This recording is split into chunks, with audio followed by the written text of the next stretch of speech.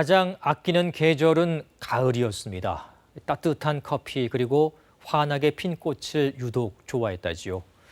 이 가족들이 기억하는 신당역 사건 피해자의 모습입니다. 이제야 가을 하늘 가득 펼쳐진 계절이 왔지만 피해자는 커피 한 잔의 일상도 길가에 가득 핀 들꽃도 누리지 못하게 됐습니다. 이 가을 하늘처럼 푸르디 푸른 청춘의 일상이 멈춘 신당역 한켠엔 국화꽃과 애도의 글이 가득 쌓였습니다. 그 일상을 앗아간 피의자 31살 전주환입니다.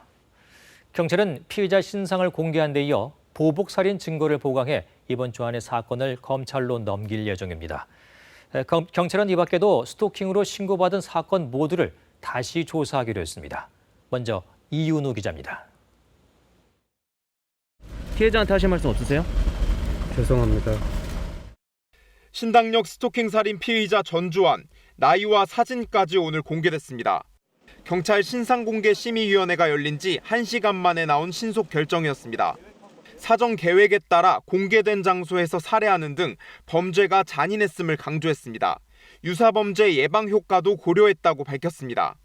전주환은 사건 당일뿐 아니라 스토킹 결심 공판이 있었던 지난달 18일에도 서울교통공사 내부망에 접속해 피해자의 근무지 등을 조회했던 것으로 드러났습니다. 적어도 한 달 가까이 범죄를 계획했음을 유추해 볼 수 있는 대목입니다. 혐의를 살인해서 보복살인으로 변경한 경찰도 이 부분을 집중 조사하고 있습니다. 스토킹 범죄 전반에 대한 경찰 수사도 확대됩니다. 윤희근 경찰청장은 현재 수사 중인 스토킹 사건뿐 아니라 불송치 결정했던 사건들까지 원점에서 다시 조사하겠다고 밝혔습니다. 수사 중인 사건만 1,700여 건인데 그 가운데는 KBS가 어제 단독 보도한 옆집 녹음 사건도 포함됐습니다. 성추행을 당하지 않는 이상 저를 보호해주거나 격리하거나 할 수 있는 법이 없다고 하더라고요. 경찰은 검찰과의 협의를 통해 영장 청구 절차를 기존 3단계에서 2단계로 축소하는 방안도 추진하기로 했습니다. 또 접근 금지 등의 잠정 조치 위반 시 과태료가 아닌 형사처벌을 가하는 방안도 추진됩니다. 대응이 부족했던 것이 아닌가 하는 생각을 갖고 있습니다. 피해자의 안전을 가장 주안점으로 두고 양 기관이 적극적으로 협력할 수 있는 방안을 전주환의 스토킹을 신고했던 피해자는 범죄 피해 상담 과정에서 이미 보복에 대한 두려움을 피력했던 것으로 알려졌습니다.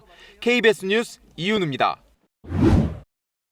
여러분 안녕하십니까? 하루아침에 소중한 딸을 잃었지만 가족에게는 할 일이 남았습니다.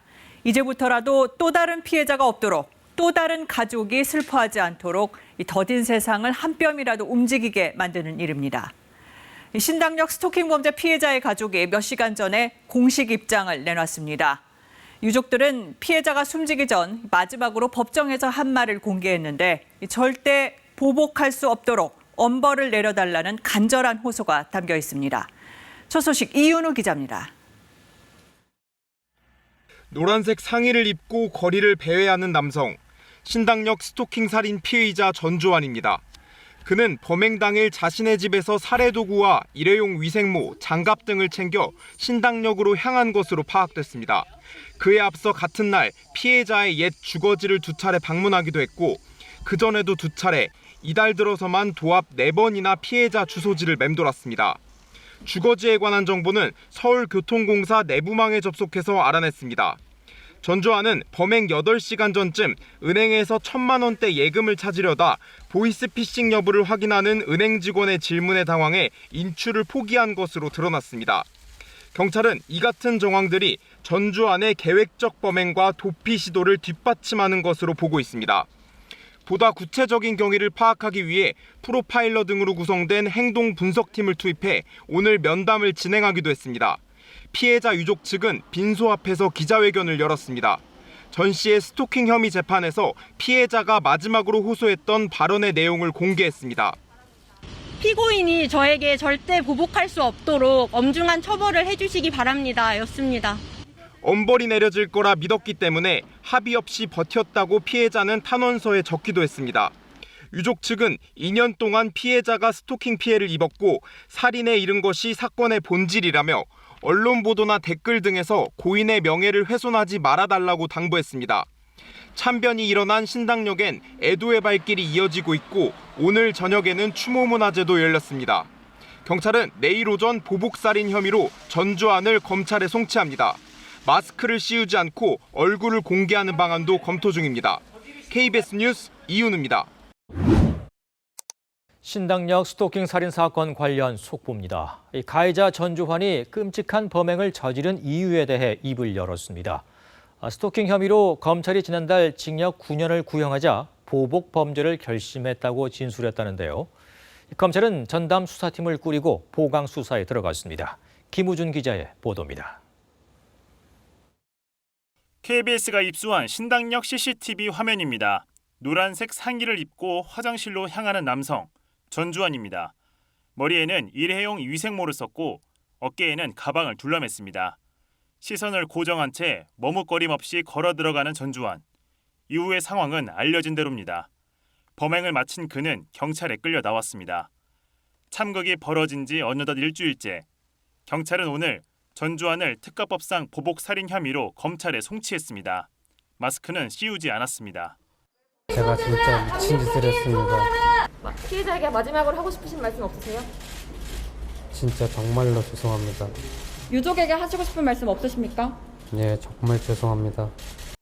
경찰은 전주환이 피해자의 근무지 정보를 조회한 점, 사건 당일 흉기와 장갑, 위생모를 챙겨온 점 등을 근거로 계획적인 보복범죄였다는 결론을 재확인했습니다.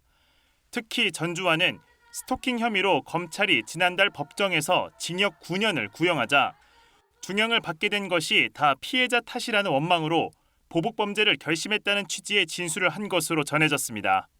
저희에게 합의 시도를 했다고는 하지만 그 합의 시도라는 것은 사과 편지를 전달하겠다라는 것이었고 진심으로 사과하는 것은 없었다고 생각합니다. 사건을 넘겨받은 검찰은 서울중앙지검 형사 3부장 등 검사 4명을 투입해 전담 수사팀을 꾸렸습니다.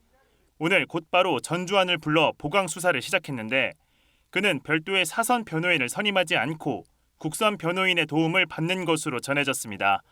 검찰은 유족 지원 방안도 서두르겠다고 밝혔습니다. KBS 뉴스 김우준입니다.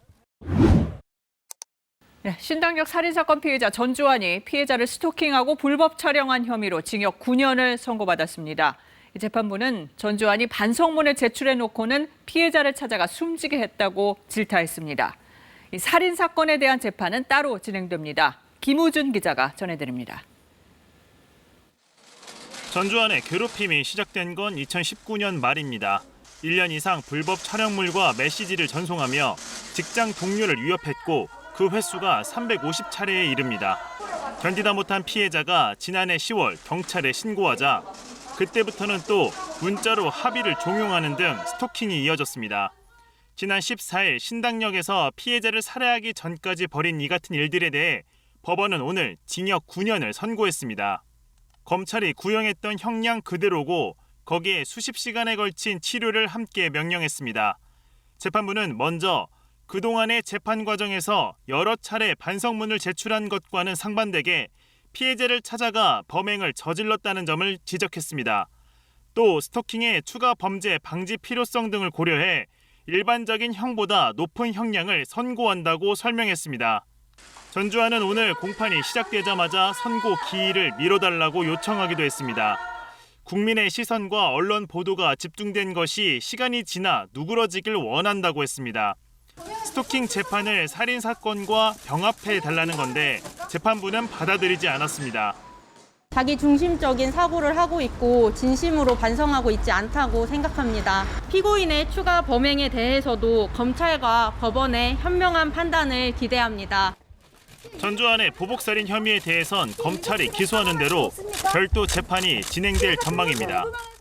검찰은 지난 23일 서울교통공사를 압수수색해 얻은 증거품을 분석하는 등 철저한 보강 수사를 거쳐 다음 달 초쯤 전 씨를 추가 기소한다는 방침입니다. KBS 뉴스 김우준입니다. 서울 신당역에서 스토킹하던 여성 영무원을 살해한 전주환에게 1심 법원이 징역 40년을 선고했습니다. 재판부는 전주환의 보복살인은 인간의 존엄과 가치를 짓밟은 반사회적 범행이라며 엄중한 처벌이 필요하다고 밝혔습니다. 백인성 기자의 보도입니다. 서울 지하철 신당역 화장실에서 전주환이 스토킹하던 여성 영무원을 살해한 건 지난해 9월. 앞서 기소된 스토킹 사건에 대한 1심 판결이 내려지기 하루 전이었습니다. 피해자의 신고로 중형을 선고받을 것 같자 그에 대한 보복으로 추가 범행, 즉 살인을 저지른 겁니다. 검찰은 스토킹 사건과 별도로 전주환을 보복살인과 주거침입, 정보통신망법 위반 등의 혐의로 기소했습니다. 법원은 오늘 그에게 징역 40년을 선고했고 15년간의 전자장치 부착도 명령했습니다.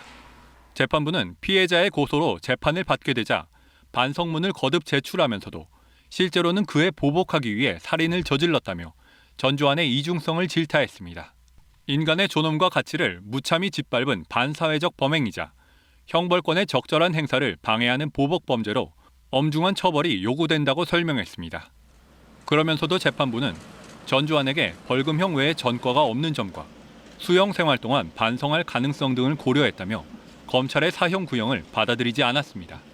선고 후 전주환은 말없이 재판정을 빠져나갔습니다. 엄벌을 탄원해온 유족은 또 한 번 슬픔과 안타까움을 나타내면서도 사건 당일 현장에서 전주환을 제압해준 시민과 추모 공간을 찾아준 분들께 감사하다는 말을 전했습니다. 함께 슬퍼해 주셔서 감사합니다. 시간을 되돌릴 방법은 전혀 없다는 점에서 피해자 측의 온전한 피해 회복이란 기대하기 어려운 상황입니다. 전주환은 앞서 스토킹과 불법 촬영 혐의에 대해선 서울 서부지법에서 징역 9년을 선고받았고 항소심이 진행 중입니다. KBS 뉴스 백인성입니다. 신당역 스토킹 살인 혐의로 기소된 전주환이 2심에서 무기징역을 선고받았습니다. 서울고법 형사 12-2부는 보복살인과 스토킹 처벌법 등으로 기소된 전주환에게 오늘 무기징역을 선고했습니다. 재판부는 보복범죄는 형사사법체계를 무력화하는 범죄로 엄정한 처벌이 필요하다며 전 씨의 살인범행은 대단히 계획적이고 치밀하며 집요하게 이루어졌다고 밝혔습니다. 전주환은 지난해 9월 서울 지하철 2호선 신당역 여자화장실에서 서울교통공사 입사 동기인 피해 여성을 흉기로 살해한 혐의로 구속 기소됐습니다.